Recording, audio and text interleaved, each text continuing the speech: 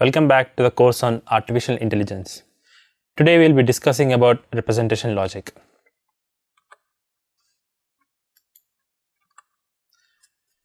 Earlier in our search strategies, we were seeing states as represented as atomic representations. We considered each city as a black box. While doing that, we ignored many factors like how much of gas was left in a car, how much of money we are available for the toll, and etc. So if we have to include more factors, we have a much more strong representation called factor representation. So in factor representation, each state will be represented with factors, where each factor can be a Boolean or real valued variable. Like for example, from our example on search strategies, we can now have city added represented as a lat long information as well as some Boolean variables like has gas till next station, which has values yes or no. So why do we need such factor representations for the states? With these factor representation, we can now reason about the steps that we take while we move from state A to state B.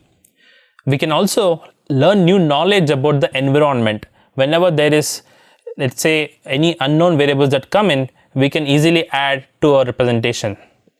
We can adapt to changes in the existing knowledge, as well as we can accept new tasks in the form of explicit goals. And this would also help in overcoming partial observability of environment. So for example, when in a previous exercise where we are trying to reach Bucharest from Arad, we were selecting the route of Sibiu.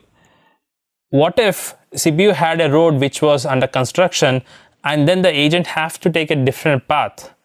Such an adaptation to the environment is not possible with atomic representation, because we are not taking into considerations of what all factors that can go in representing each state. So in order to overcome such difficulties, we now have factor representation.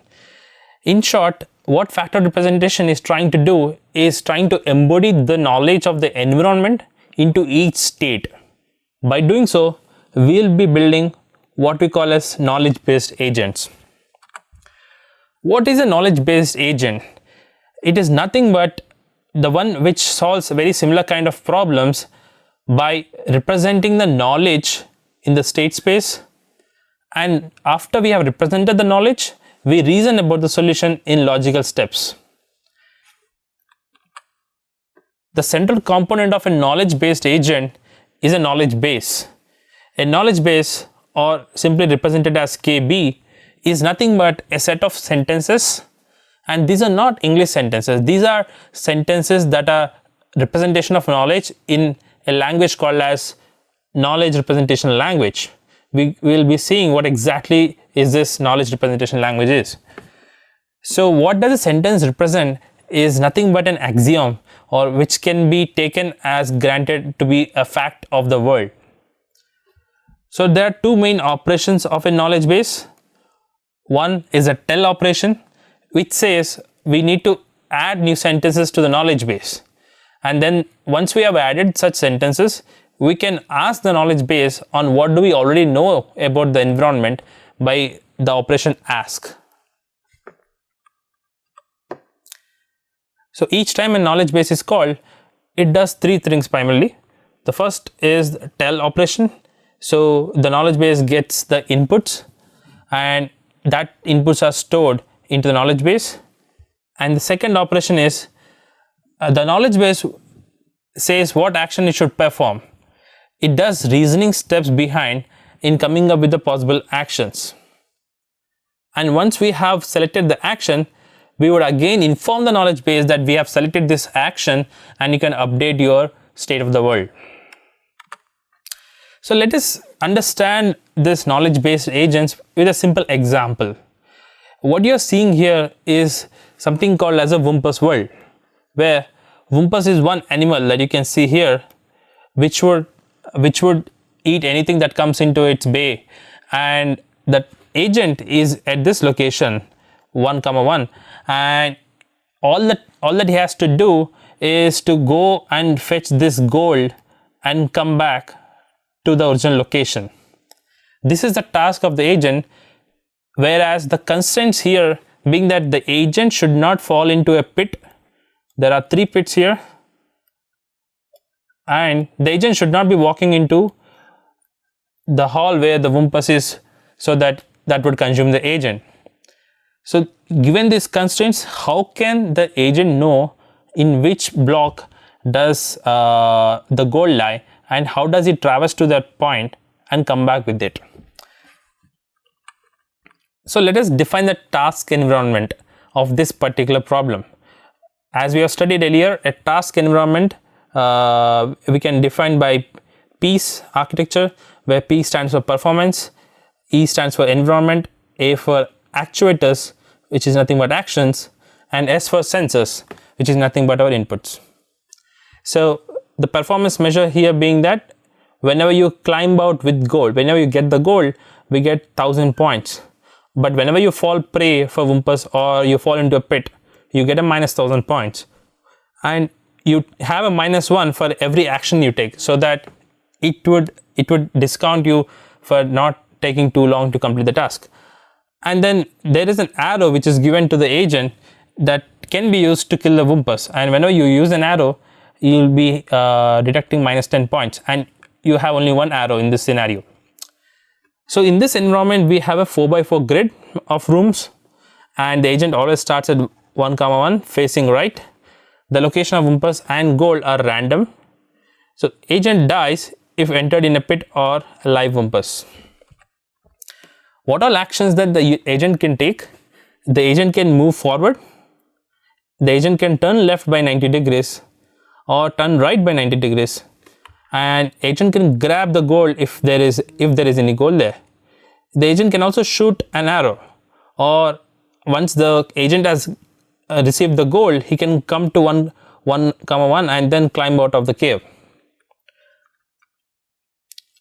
Coming to the inputs for this agent, the agent has 5 sensors through which it would get the inputs. The first sensor is a stench. The stench says that whenever there is a Wumpus in any adjacent squares, it would give us the stench sensor activated.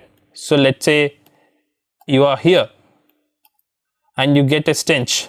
That means the Wumpus can be here, or the Wumpus can be here, or here, or here. So we only look at the adjacent but not the diagonal squares. Similarly for breeze, the breeze is an indication for a pit. If you are in the same location and if you get a breeze, you can assume there's a pit in the adjacent squares. Glitter, so if you reach the square where the gold is, the glitter sensor would be activated. And bump, that's called when you actually walk into a wall. And scream is an input which gets when Wumpus is killed, and that is perceived across all the squares in the room, in the hall. So one example of a percept format is that whether there was a stench in the square where the agent is, whether there was a breeze, whether there is a glitter, whether there is a bump, and whether there is a scream. These are the 5 sensors that the agent would be listening to at the state where the agent is right now, which is 1,1. So one example input would be there is a stench, there is a breeze, and there is no glitter, there is no bump, and there is no scream. This can be an example of an input that agent would receive. As I said earlier, the goal here is that discover the location of Wumpus, pits as well as gold, so that the agent can navigate to gold without falling prey to the Wumpus or pits. Now, for this to happen, the agent has to have the knowledge of the environment, saying that if it has already know that there is a pit in, let's say 2,1, can it use that knowledge while traversing back?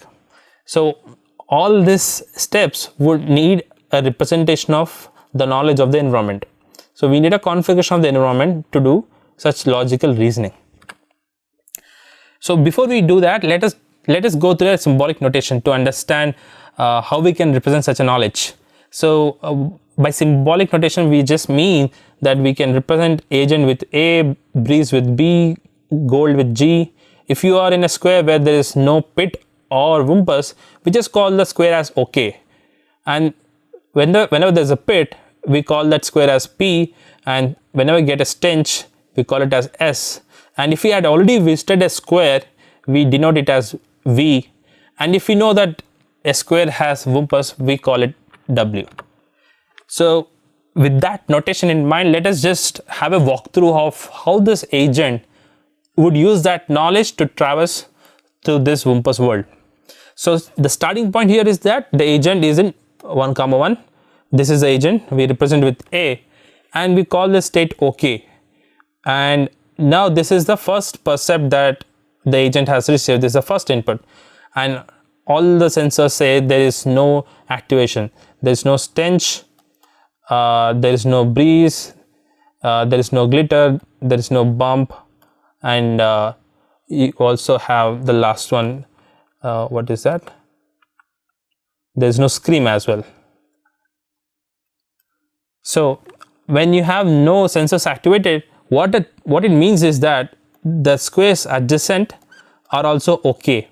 The square in 2, 1 is OK. The square in 1, 2 is also OK. Now you have called these states with an OK status. What it does is that it does the action forward next and moves into state 2, 1. Now the agent is in 2, 1. At this state, the agent received the input, which is percept 2, saying that there is a breeze now, but there is no stench and other sensors.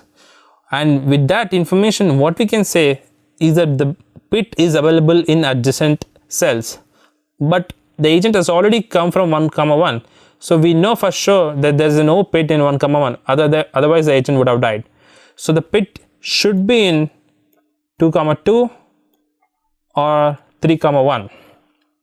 Now with that information, the agent can't move forward because we are not sure whether there is a pit there, and it can't make a move without half the knowledge. So what agent does, it goes back to 1, 1 and goes back to 1, 2 because we know that's a state which is OK. Now the agent is in 1, 2 and has received this percept, which is only stench, but it didn't receive breeze and others. This is very interesting.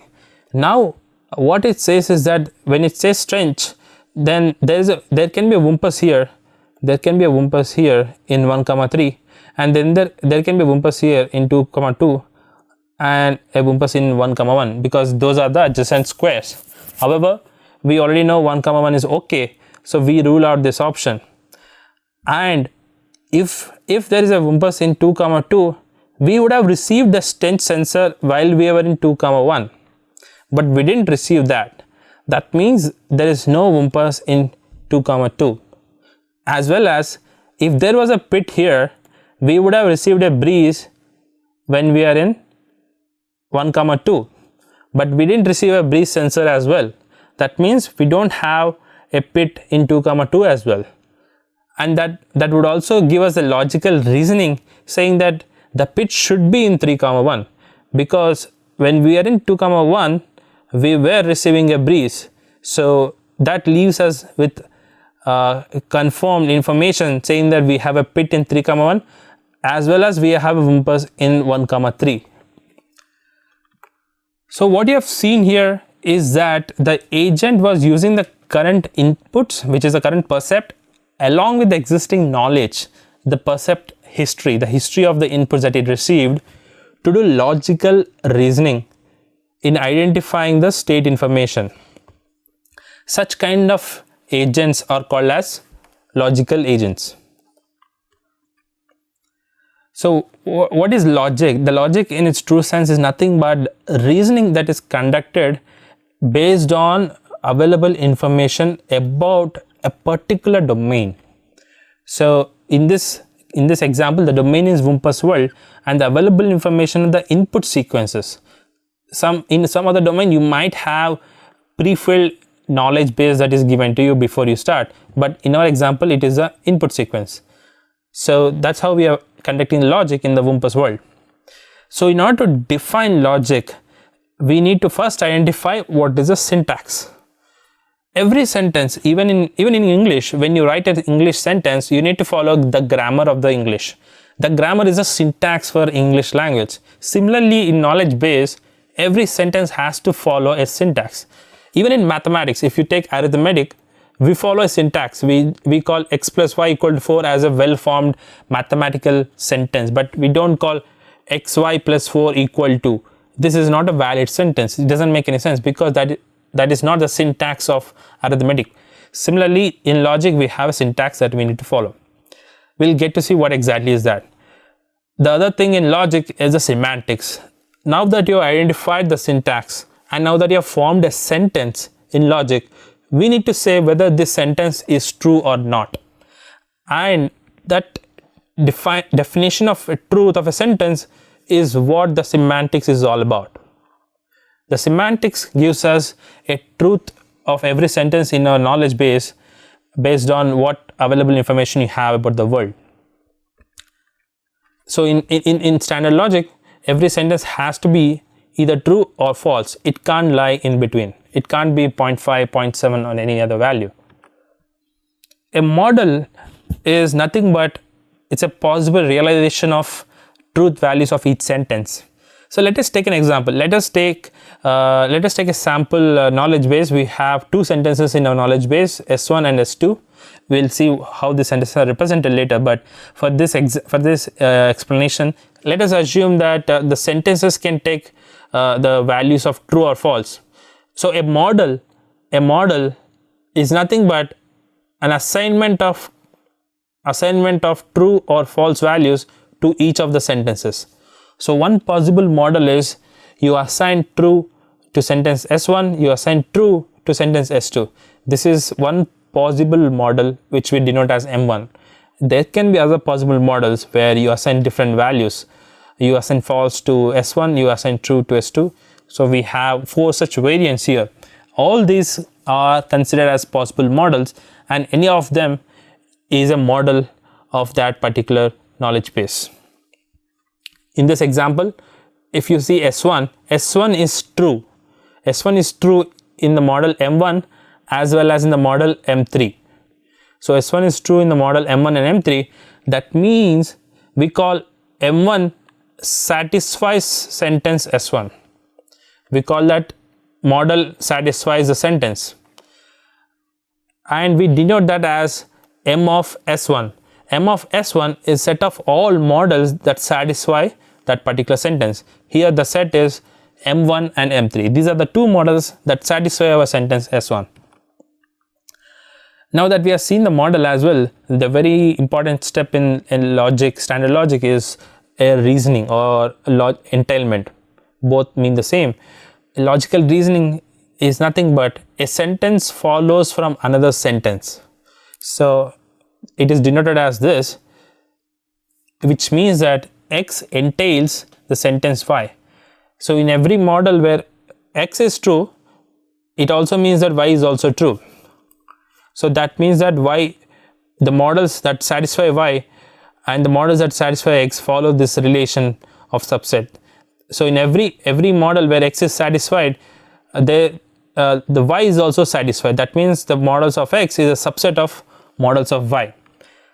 When this happens, we call that Y is entailed by X. If Y is true, then we say X is true. That's what the entailment means. So to give an example of entailment, let us understand entailment from our example of Wumpus world. In Wumpus world, the agent was in 2, 1.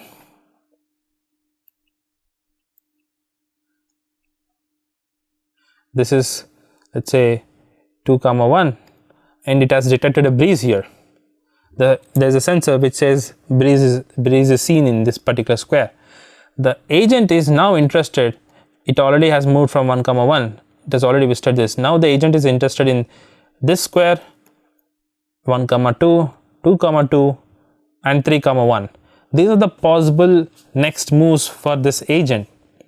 Now, each square might or might not contain a pit. Let us assume that every single square might or might not contain a pit.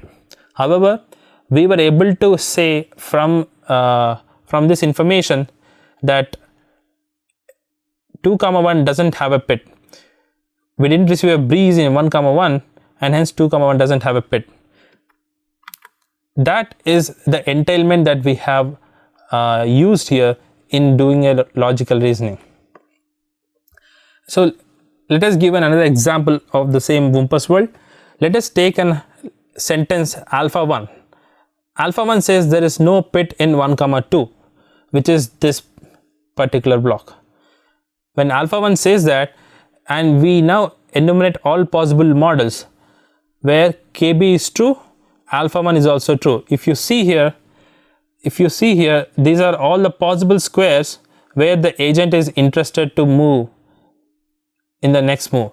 So all the possible values of a pit seen in these squares are enumerated in this example. We have total of 8 such possibilities of pit availabilities in each of these squares. However, based on the KB, based on the percepts that we have received so far, we are sure that there is no pit in 1 comma 2 because we didn't receive a breeze in 1 comma 1. So we are sure that there is no pit here. However, we are also sure that we received a breeze here. That means there should be a pit in either of 2 comma 2 or 3 comma 1. So our KB says these are the possible models. Based on whatever information I have received, I am sure this is the possible state of the world. Now the alpha 1, this sentence says that there is no pit in 1 comma 2, which means it would only look at all possible models where there is no pit in 1 comma 2. So it would also include this particular model as well. It doesn't look at KB, it only looks at the statement and measures all the models that satisfy alpha 1. Now if you see, each of them is a model, this is a model, this is a model. So we have 8 such models here. So all those models that satisfy KB are also satisfying alpha 1. Alpha 1 has one more extra model. So we can say that the models that satisfy KB is a subset of models that satisfy alpha 1. That means KB entails alpha 1. So alpha 1 can be entailed having seen the information in KB. So this kind of inference or this kind of entailment is called as model checking. Model checking is nothing but enumeration of all models that are possible to verify reasoning, to verify our logical inference. If you take another example, this is another example of a sentence alpha 2 which says there is no pit in 2 comma 2. So from all these 8 models, again 2 comma 2 is this location, and alpha 2 just says that all I care is there should not be any pit. Now just take all the models where there is no pit in 2 comma 2. That would be our alpha 2. So it has covered all the models where there is no pit in 2 comma 2. Whereas KB, as we know that there is a pit in either of 2 comma 2 or 3 comma 1, and we know that there is no pit in 1 comma 2. So here the models do not overlap, which means that KB cannot infer alpha 2. We can't say alpha 2 is true just based on the information from KB. So a couple of terms in entailment. A sound inference algorithm is the one that derives only entailed sentences. So model checking is an inference algorithm that we have been using here, and model checking is a sound inference algorithm which guarantees that any sentence that you infer is entailed. Completeness: an inference algorithm is complete if it can derive any sentence that is entailed. So you should be able to get all the sentences that are possible entailments, and if you can extract all of them, then you can tell that the inference algorithm is complete. So in short, if we assume that KB is true, if you assume whatever the KB that you have so far, the inputs that you get is true, then any sentence derived using sound inference procedure is also true in real world. So if KB, we are already assuming KB is true in real world, so any sentence that is inferred is also true in real world. So what is the relation between knowledge base and the real world? We have now represented that there is a pit in 2 comma 2, and we have also represented there's a Wumpus in 1 comma 3. So what is the relation between the KB and the real world? We have so many statements there. The one relation is the agent's sensors that would create the connection. The agent receives the inputs from the environment, saying that there is a breeze somewhere, saying that there is a stench somewhere. All these inputs that the agent receives would actually be stored in knowledge base, and when that happens, we consider that as true in the real world. So when we started off with Wumpus world, we have no KB that was built. While we are navigating, we got all the percepts, and based on the percepts, we have created a KB saying that where the pit is, where the Wumpus is, all that state of information has been created.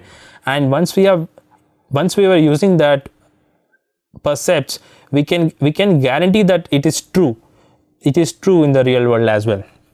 However, there can be other knowledge bases where sentences like Wumpus would cause smell in adjacent squares. These are some general rules that we have formed even before we started building this KB, and these rules are something that we came up with, but however these rules can also be learned. But these rules cannot be guaranteed to be true in the real world, but they would help us to start building our KB. So coming to one of the structures of building such a logic is propositional logic. A propositional logic is a simple representation language for building such knowledge based agents. And how does we represent propositional logic is through something called as a propositional symbol. It is a symbol that stands for a proposition. So a proposition is something like Wumpus in 1 3. If we have such a proposition, then we represent with a symbol W13. That is our symbol, and each proposition can either be true or false. So usually these are represented with uppercase letters like P, Q, R, W13 or not, and there are two symbols that have fixed meanings, and they are true and false. So these have the fixed meanings of true and false. So syntax in propositional logic is what defines each sentence in a knowledge base. That is a language for allowing a sentences. So just like the grammar for English, we also have a syntax for propositional logic. Anything which doesn't follow the syntax doesn't fall under propositional logic. So think of propositional logic as a language for knowledge base, just like English is a language for communication. Atomic sentence is nothing but one which has only single proposition symbol, whereas a complex sentence is constructed from atomic sentences using parentheses and logical connectivities. We'll just going to see what they are. So logical connectives, there are 5 types of logical connectives. The first one is not. Where a sentence not W13 is a negation of W13. It just says that there is no Wumpus in W13. A literal is either an atomic sentence or a negated atomic sentence. So this and these are what we call as literals. The next logical connective is and. And is used in combination of sentences like W13 and pit in 3 comma 1. It is called a conjunction, and its parts are called conjuncts. This should be or, this should have been or used in all combination of sentences where W13 or P31. This is called disjunction, and these parts are called as disjuncts. The fourth connective is implies, where if you have such a sentence saying that W13 there is Wumpus in 1 comma 3 and there's a pit in 3 comma 1, that means there is no Wumpus in 2 comma 2. It is an implication where its premise is on the left hand side. The left hand side part is this, and we call that as a premise or antecedent, and the right hand side is called the conclusion. And the last one is if and only if. A sentence like W13 if and only if not of w2 comma 2, which says that if there is a wumpus in 1 3, that means there is no wumpus in 2 2 and vice versa. The precedence of using these logical connectives are so and so. You have the not followed by and then or implies and biconditional. Why we need this precedence is that when we have an ambiguous sentences like this, like not A and B, it can be represented not A and B or not A and B. So in order to resolve such an ambiguity, we use the precedence. Using the precedence, we can say that not is given a higher precedence, so it will be not A and B. But this won't be the possible alternative. Now, having seen the syntax of propositional logic, we move on to semantics. As I defined earlier, semantics determines the truth of a sentence. So if you take an example of if you have P1, P2, P3 as a possible sentences in a knowledge base, a possible model M1 can be P1 as false, P2 as true, and P3 as false. And the semantics must specify how to compute the truth value as well. Given a model, the model actually is different from semantics in a way where, let's say in KB there is a sentence 1 saying that there is no wumpus in 2 comma 2 and there is a pit in 3 comma 1. However, a model would only give a truth value for the symbols. It just says this is false, this is true, and then this is true again. Based on this model, the semantics should say whether these sentences are true or false.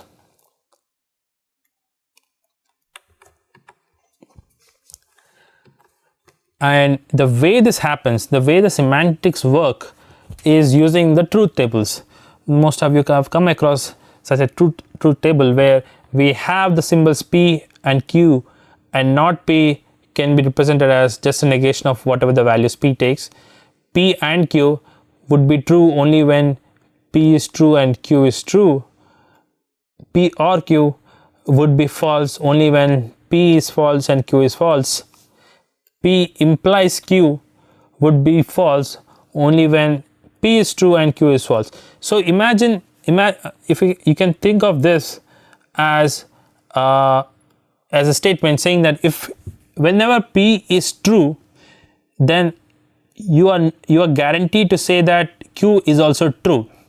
But when Q is not true, then this statement is false. So whenever you're guaranteed having an information about P that P is true, then you should be saying that Q is also true. But when the model says Q is false, then this statement doesn't hold. But whenever you have no information of P, or whenever P is false, that doesn't give you any information of Q. So Q will be true whenever you have P as false. And similarly, the last one, by implication, P is true when Q is true, P is false when Q is false. So this follows logically from the truth tables. So in our example, if we have such a sentence where not of P12 and P22 or P31 would evaluate recursively, we do a recursive evaluation by following the parenthesis here. We first evaluate P22, P31. Let's say P22 is given by our model as false and P31 is given by our model as true. Then we would first resolve the one in the parenthesis, which will be false, or true, which will be true, and then we combine it with the first symbol, which is P12, which was given as false by our model. However, we have a negation here, so that is converted into true. Now true and true would give us the value true. So we use a recursive evaluation in evaluating the truth value of each such sentences using such a truth table.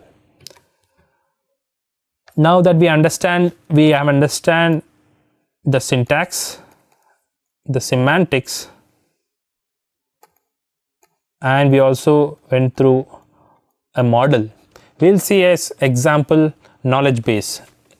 So for the same example of Wumpus world, let us assume for each location x comma y, we denote the symbol pxy is true if there is a pit in x comma y, and similarly we denote symbol wxy is true when there is a Wumpus in this location, and bxy is true if the agent perceives a breeze in xy, and similarly sxy is true if it receives stench in that location.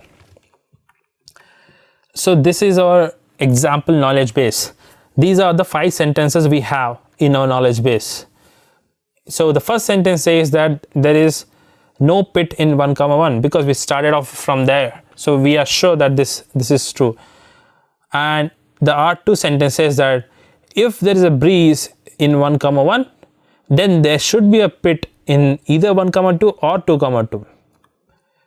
And similarly, if there is a pit in 1 comma 2 or 2 comma 2, there should be a breeze in 1 comma 1. So it is a biconditional.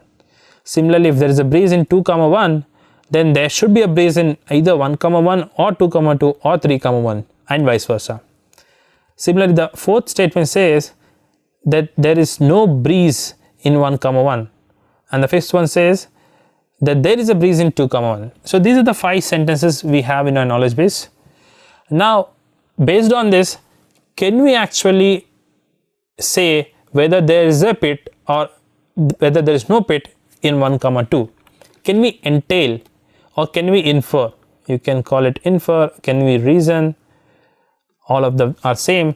So using the knowledge base, now we are trying to make sense of the state of 1 comma 2 if there is a pit in that location. The first algorithm, as we already discussed, is model checking. So model checking, what it does is, the first step, it gets all the symbols in your knowledge base. Just get all the symbols in your knowledge base, and with these symbols you now actually build all the possible models. As I mentioned earlier, a model only gives you statements for the symbols but not for the sentences. So we have 2 power 7 because each one can take 2 values, so we have 128 such possible models. That means you randomly assign true or false to each of them. All such combinations would be a model here. Once we have enumerated all the models in combination of the truth values, then in those models you see where our knowledge base is true. What do I mean by knowledge base being true? That means every sentence of the knowledge base is true. We have 5 sentences and 5 have to be true in a given model, and we see how many models are there with such a condition that all the sentences from the KB are true. So in all those models where KB is true, find if query sentence is true as well. So if the query sentence is true in all those models where KB is also true, then we can say that it entails, otherwise it won't. So this is an enumeration table where these are our symbols and these are all the 128 possible models that we have enumerated, and these are the KB sentences. Once we have such a enumeration, we measure this truth value of each sentence. If you see, these are the 3 models. These are the 3 models where our KB is true. The KB is true. The KB is true in all the 5 sentences. And then we see our query information, which is P1 comma 2. P1 comma 2. This is our query sentence. We need to entail the sentence. So we see whether this sentence is true.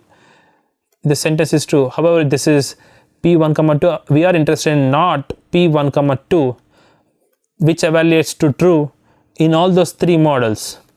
So given this model checking algorithm, we can tell not P1 comma 2 is entailed with our simple KB. We can infer or we can reason that this is true having seen the KB information. So that's what is mentioned here. Not of P12 is true in all the three models, hence not of P12 is entailed from KB. That means that there is no pit in 1 comma 2. That's how we are reasoning about the states of the environment. We are using the inference algorithms to reason about the states by using knowledge bases and truth tables. If you see the other example, like P2 comma 2 is true in only 2 of the 3 models. So if you go back, P2 comma 2 is true in only 2 of the 3 models. If you had such a query of P2 comma 2, then it says that we cannot infer, or we cannot reason, or we don't have enough knowledge to say that P2 comma 2 is true based on our simple knowledge base. So the model checking algorithm, if KB and alpha contains n symbols, we have 2 power n such models. So if you looking at this last example, we had 7 symbols and we created 2 power 7 models. Similarly, if we had n symbols, we would be creating 2 power n models. So the time complexity to create all of them will be big O 2 power n. However, we enumerate model one by one, so the space complexity will be big O of n. So that is the first inference algorithm we have seen, which is the model checking. The other inference algorithm we'll be discussing now is theorem proving. The theorem proving is about applying rules of inference directly to sentences in our knowledge base, so that we don't have to consult all the models, or we don't have to enumerate the 2 power n models to actually get our inference. So before we understand the theorem proving, we have to understand few of the concepts like logical equivalence. A logical equivalence just says that 2 sentences alpha and beta are logically equivalent if they are true in the same set of models. So we denote that as P is logically equivalent to beta. For example, P1 comma 2 or B2 comma 1 and B2 comma 1 or P1 comma 2 are logically equivalent. They are just the same symbols in the opposite reverse direction, hence they are true in the same models. So the logical equivalence has few more such examples. All of them can be used as rules, logical equivalence rules, where you can just use them in your inference. These are all can be used as rules for inference. So if you will just look at one of them, alpha and beta is logically equivalent to beta and alpha, which is pretty straightforward, the commutative property. And similarly, that holds for alpha or beta is logically equivalent to beta or alpha. So that is the commutative property of OR symbol. And similarly here we have alpha and beta and gamma is logically equivalent to alpha and beta and gamma, where we have changed the parentheses. We first evaluate this and then we are evaluating this and this together. This is logically equivalent to first evaluating these two and then evaluating this and this combination. So the associative property of and similarly associative property of OR, and we have all such other logical equivalence rules. One among them is the De Morgan rule, which we will be using later on, is not of alpha and beta will be logically equivalent to not of alpha or not of beta. So this, where we are taking this negation symbol inside the parenthesis, would reverse our logical connective symbol. We had an ON, now we have an OR here. If whenever you take such negation inside, we will reverse that logical connective. Similarly, if we have an OR and you have an AND that you want to take inside, then we reverse the symbol again. This is the De Morgan rule. You can verify these rules by enumerating a truth table for alpha and beta, just like what we have done for P and Q. Just put in there and see if these values and the left hand side and the right hand side would have the same values. So theorem proving have few more terms that we need to look at. The first term is validity. It is nothing but a sentence is called valid if it is true in all models. So an example is this, where P1 comma 2 or not of P1 comma 2, no matter what values you have, whether you have true or false, this sentence would always be true. So such sentences which are always true irrespective of what kind of model they would follow are called as valid sentences. So a deduction theorem says that for any sentence alpha and beta, alpha would entail beta. Alpha can reason about beta if and only if the sentence alpha implies beta is valid. So this is the deduction theorem which says that this entailment can be proved if we can prove this implication. So if we prove this implication is always true, which is if this implication is valid, then we can say alpha entails beta, which is our goal. That is the goal of the inference. Satisfiability is another concept where it says that a sentence is satisfiable if it is true in some model. Like our simple KB is also satisfied by only 3 models here. So our simple knowledge base can also be called as satisfiable.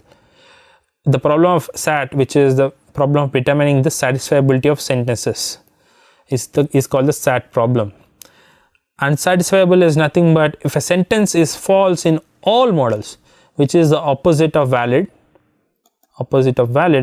then that sentence is called as unsatisfiable. So now using the logical inference, we can logical equivalence. If you look back at the logical equivalence inference rules, alpha implies beta is logically equivalent to not of alpha or beta.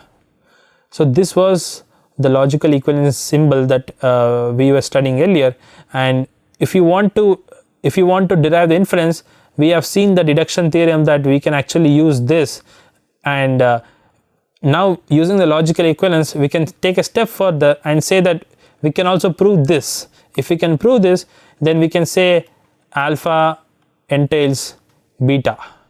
So in other words, if we can prove this as valid, or if we can prove the negation of that, which is negation of not of alpha or beta as unsatisfiable, if we can prove this also, then we will be making sure that alpha would entail beta. The reason we are doing this is that this will be used heavily while we are doing theorem proving. This is called as proof of refutation or proof by contradiction. So a few more inference rules that would help us in doing theorem proving are modus ponens, which is Latin for mode that affirms, which says that if we are given a sentence alpha implies beta, and if we are given that alpha is true, then we can take beta as true as well. That is pretty straightforward, because we have seen from the truth symbol that alpha is true, then beta will also be true. And when we are given this sentence of alpha implies beta, then we can take beta as true as well. So in the, let's say if you have an example of Wumpus is ahead and Wumpus is alive, then you have to shoot, and when you are given this information of this particular sentence is true, then should be inferred. We will be using this later in the inference algorithm. Another inference rule is AND elimination. AND elimination says that if you have alpha and beta, then you can take alpha as inferred, or if you have alpha and beta, you can take beta that can also be inferred. That means whenever you are given this information that your numerator symbol is true, then you can take this as true as well, which is also pretty straightforward. So as I mentioned earlier, along with those two rules, you can also use all the rules in the logical equivalence table. So you can just put everything as a convert into this format where alpha and beta, when you have this, then you can assume beta and alpha is also true. That's just the notation that we are using in modus ponens, so we can just convert that into a numerator and denominator function. So let us look at our same example of knowledge base of Wumpus world. We have the same 5 sentences now. Now again we have the same query. We have to infer whether there is a pit in 1, 2 or not. Can we infer or can we prove from the knowledge base, but now using the inference rules but not model checking.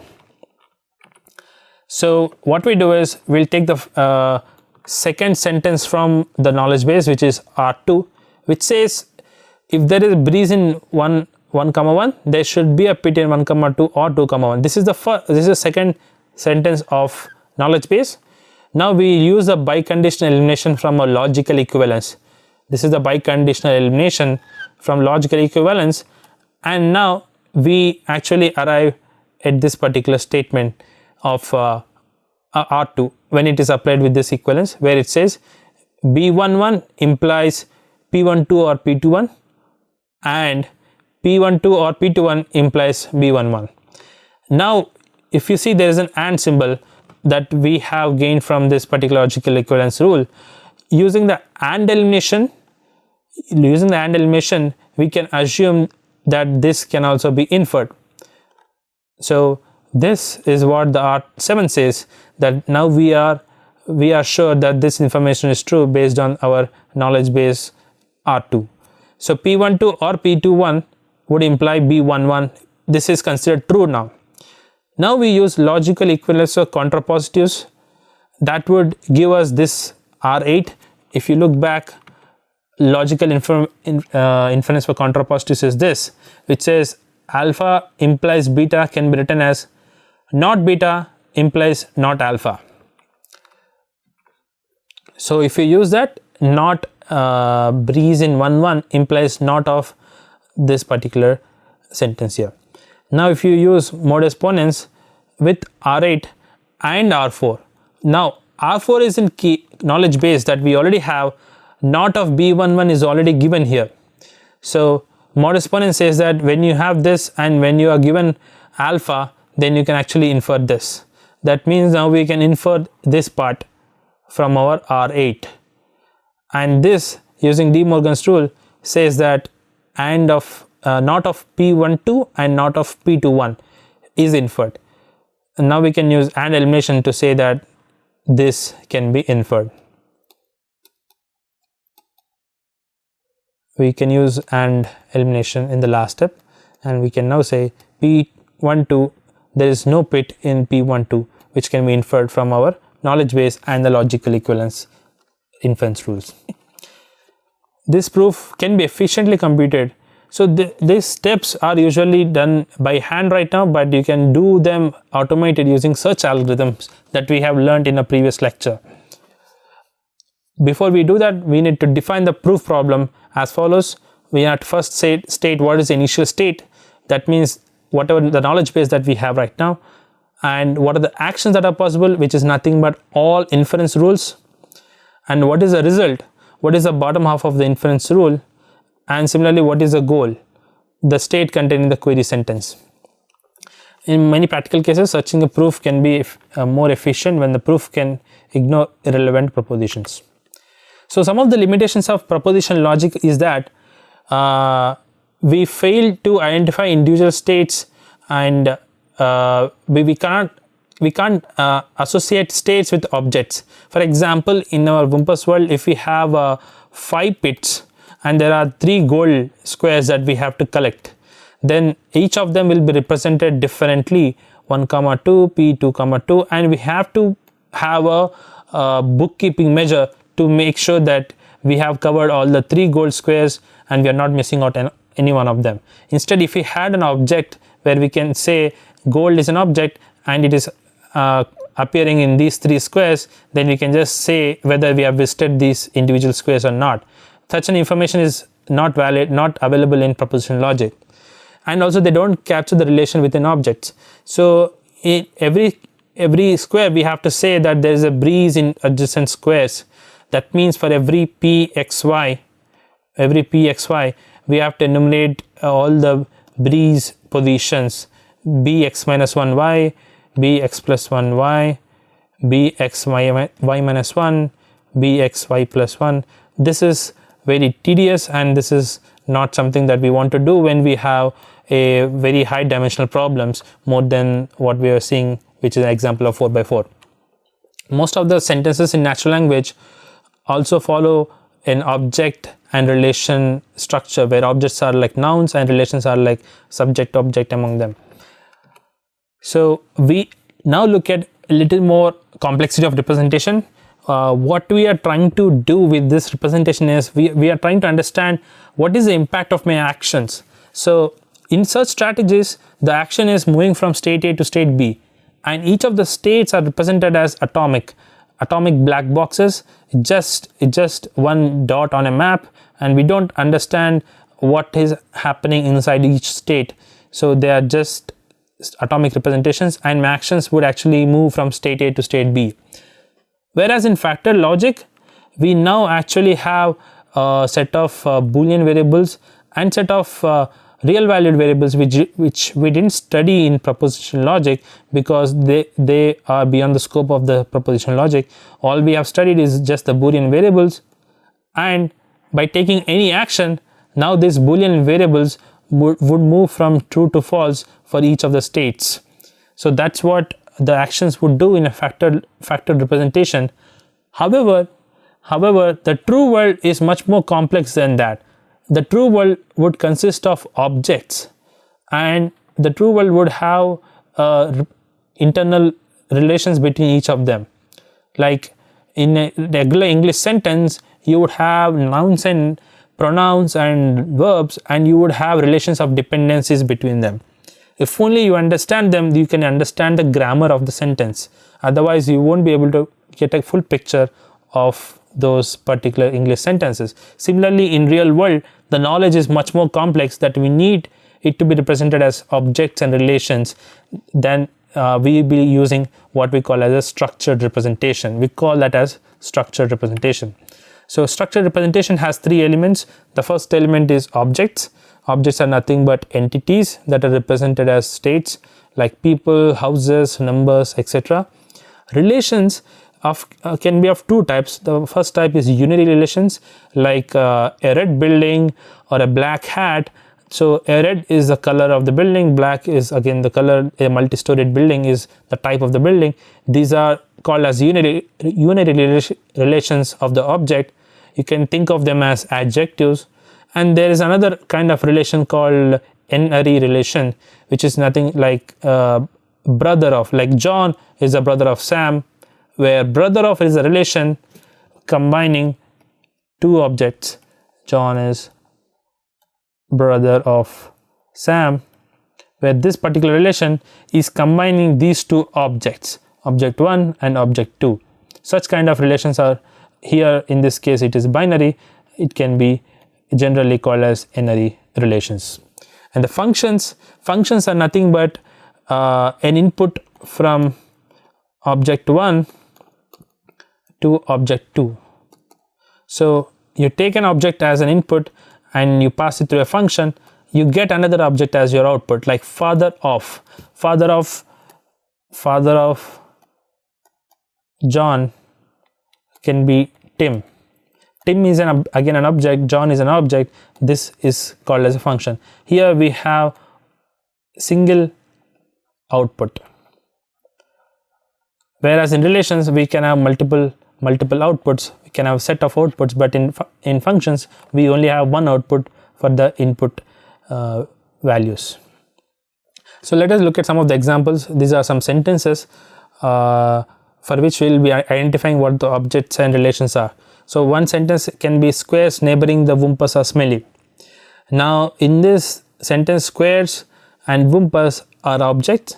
The unary relations are smelly, which is an attribute for the object Whumpers, and n-ary relation is neighboring. So we are clubbing these two objects using this relation. So another example is 1 plus 2 equals 3. The objects are 1, 2, 3 and 1 plus 2. 1 plus 2 is also considered an object. So the unary relations here, there are none, and there are one n-ary relation which is equals. Equals is combining this object as well as this object. The function here is a plus. Plus, when applied to objects 1 and 2, we are getting the object 1 plus 2. Now coming to the first order logic, using the structured implementation, now we can actually represent much more complicated, much more complex representation that is called first order logic, which works on the concept that the world consists of objects with certain relations among them that may or may not hold. So its syntax and semantics are built around objects, relations and functions. The primary difference between the first order logic and propositional logic are the ontological commitment, which says that the way these logics are representing the world are different. Propositional logic represents through facts, whereas this represents through objects and relations. There can be other logics as well, like temporal logic, which assumes that facts are true only at a particular time and they are ordered based on that. And there can be higher order logic as well, which views the relations and functions of the first order logic as objects in themselves. So this is a comparison of first order logic, where we have propositional first order as well as other probabilities. The difference between these logics are the way they are representing the ontology. Ontology is nothing but the way you are constructing the facts around the world. So in propositional logic, we are just using a fact, whereas in first order logic, we are using facts, objects and relations. And the other difference in these two logics is called as the epistemological commitment, which says how we are actually representing these facts, what kind of values these facts can take. So in both the logics, in both first order logic and propositional logic, we actually have the same epistemological commitment, which says both of them are represented as either true, false or unknown. If you look at probability theory, the epistemological commitment says that these facts can be represented with a degree of belief, which says there can be a probability of 0 to 1. So if you look at an example of a first order logic, the domain of a model is a set of objects or domain elements it contains. So the objects in this example, if you see the example here, the objects are: one is Richard, the Lionheart is a king, and his brother evil King John, who actually overtook the throne from him, and he is considered evil. And then there is an object which is the left leg of Richard, and then there is an object which is the left leg of John, and then we have another object which is the crown. The relation between them are like brotherhood, Richard, John, or John and Richard. And then one other relation is on head, where it says the crown is on the head of John. So these are binary relations, they relate to objects, and the unary relations are person and king properties. Is Richard a person, which is true? Is John a person, which is also true? Is John a king, which is true, but is Richard a king is false. So these are unary relations. Function, a relation is a relation where a given object is related to exactly one object, like left leg of Richard is mapped to Richard's left leg, and left leg of John is mapped to John's left leg. So syntax of first order logic says that it is again represented by symbols, the basic syntactic elements, and there are three types of symbols. The one is constant symbols, they represent objects, and there is a predicate symbols, they represent the relations, and then we have function symbols which stand for functions. They all begin with an uppercase like brother, on head, person, king, crown and left leg. And arity is nothing but it fixes the number of arguments for predicate and function symbols. So there are three types of symbols that we use in first order logic syntax. For representing objects, it is a constant. For relations, we use predicate, and for functions, we use function symbols. A term is a logical expression that refers to an object. So constant symbols are also terms. However, a complex term is nothing but instead of having constant symbols like Richard's left leg, we use function symbols. So let's say if you want to represent Richard's left leg, which is an object, this would actually be represented as function left leg, and taking Richard is as the object. But this is not a subrouting call. It's just a representation of this object for convenience sake. So atomic sentence is formed by a predicate symbol optionally followed by a parenthesis list of terms. So atomic sentence says that we have to have a predicate symbol which is a brother, and then we can have arguments here, where arguments can be multiple of them, and the predicate symbol signifies a relation between these objects. In this example, brother is a predicate symbol. It says Richard and John are brothers. Richard is the brother of John. So atomic sentence can have complex terms as arguments, like married is our predicate symbol, and then the objects can themselves be functions, the father of Richard and the mother of John. Atomic sentences is true if predicate relations holds between the objects in the argument. Now coming to the complex sentences, we use logical connectives to construct the complex sentences. We have seen earlier what the logical connectives are, like not brother of left leg Richard and John, which says Richard's left leg is not a brother of John. So we can use such logical connectives in constructing more complicated sentences. Coming to quantifiers are used to represent a collection of objects in a single sentence. Two standard quantifiers are universal quantification, a fact to apply for all objects. Like when you want to represent such an example like all kings are persons, we can't do that in propositional logic, because we have to enumerate every single king, every single person, and then we say whether that person is a king or not. However, in first order logic, we can represent that fact using simple for all symbol. This is how we represent such facts. For all x, if x is a king, that means x is a person. This is how we represent a universal fact. And symbol x here is called as a variable. These are usually represented in lowercase, and king of x is also called as a term. However, when we replace this variable with any object like Richard, we call that as a ground term.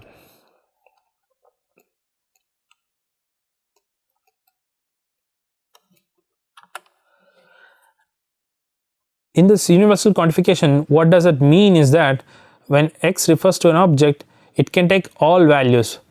Here x would say that it would refer to all the objects in our example. So in this example, we have Richard, King John, Richard's left leg, John's left leg, and crown. So what this universal quantification means is that we can replace x with each of those objects. So Richard the Lionheart is a king, which implies Richard the Lionheart is a person, and we just enumerate all such objects, and that's what the universal quantification would mean. However, if you see here, Richard's left leg is not a king, and so such relations don't imply. However, this is false, which makes this relation automatically true from our truth table. So as you have seen, while using universal quantification, most often the logical connective that we prefer to use is an imply symbol, because for wherever the left hand side is false, this relation automatically holds, and whenever the left hand side is true, then the right hand side would also be true. So in that sense, we would always have the universal quantification as a valid sentence, and then for that to happen, we will be using an imply symbol. Existential quantification is another type of quantifier. This is the second type of quantifier, where it says a statement about some of the objects without actually naming it.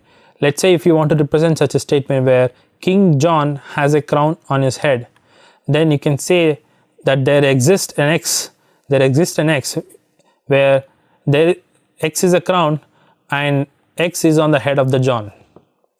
So it is pronounced like this.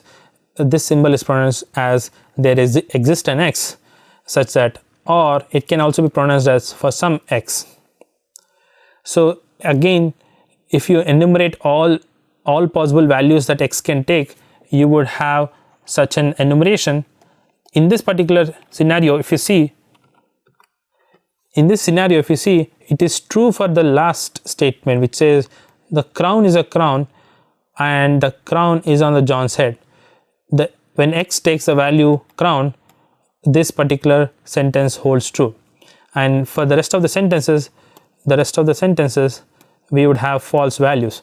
However, as the existential quantification is only concerned about there exists at least one object, then we are satisfying that particular sentence. So for existential quantifier, an and symbol is often preferred. So nested quantifiers is using multiple quantifiers in one sentence. We can have such sentences where for all x, for all y, if x is a brother of y, it would imply that x and y are siblings.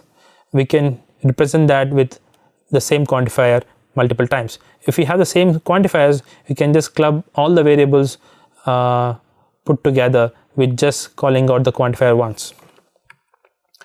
So mixture of quantifiers, like if you have an example of everybody loves somebody, then you can represent that as for all x, there exists some y where x would love y. So this, when you reverse such an order of quantifiers, like when you reverse there exists y and for all x, this would mean that there is somebody who is loved by everyone. That means there is some x and there is some x where there are all objects who love that x, who love that y. So what it means is that the order of quantifiers that you use is quite important in determining the meaning of the sentence. So the syntax, one more important quality of first order logic is equality. One example is father of John is Henry, where we use the equality symbol, and this would help us in writing sentences like, if you want to say that Richard has at least 2 brothers and they have to be different, you can say that there exist x and y where brother of x is a brother of Richard and y is a brother of Richard, and x and y are not equal. So how we going to use the first order logic's knowledge base is by three interfaces. The first interface is the tell, where it says that sentences that need to be added to knowledge base can use this operation, like tell knowledge base that John is a king, or tell knowledge base that Richard is a person. And once you have done that, you can ask questions about the knowledge base, what you already understood from the knowledge base, like ask whether John is a person. That can be implemented using an ask operation. Similarly, if you want to get a list of objects that would satisfy your query, you can use ask wheres, like ask variables, get all the persons from your knowledge base. That would give you 2 results, like John and Richard. So if you want to have multiple results extracting out of knowledge base, you can use operation ask wheres. So the first order logic has sentences with quantifiers, which is quite different to propositional logic, and that would make it hard for inference. However, we can still do the first order logic inference by 2 steps. You reduce the first order logic into propositional logic, reduce the first order logic's knowledge base into propositional logic, and then use propositional logic inference techniques that we already learned. So how do we do that? We have to build inference rules for quantifiers, just like we have built inference rules for theorem proving. Now we will be using inference rules for quantifiers in first order logic. One such inference rule is universal instantiation, which can be represented as UI as a shorthand. We can infer any sentence obtained by substituting the ground term. Just like we have seen, if this is a universal quantifier sentence for all x, king of x implies person of x, you can enumerate x with an object. The object here are Richard the king and it can also be King John. So you enumerate each such object for the variable x, and that's how you bring down the first order logic into propositional logic. And the second type of inference rule is existential instantiation, which is we replace a new variable in existential quantification sentences. Like there exists an x where x is a crown and x is on the head of John. For such sentences, we replace that with a new variable c1, and the only constraint is that c1 should not appear in KB, and we replace x with c1, and then we have converted into propositional logic. So let us look at a simple knowledge base. This is a first order logic knowledge base. We have an universal quantification, we have an existential quantifier. What we do is we first apply our inference rule ui to R1, and then we discard the R1 from the KB, and then we apply EI, which is the previous rule for existential quantification, to R4 here, and we discard R4. And then we view the ground atomic centers that we have formed, like King John and Greedy John, as propositional symbols. We take these as propositional symbols. Once we have converted these quantifiers, then we can apply the propositional inference algorithms. So in our next session, we will be talking about fuzzy systems and semantic nets. Thank you.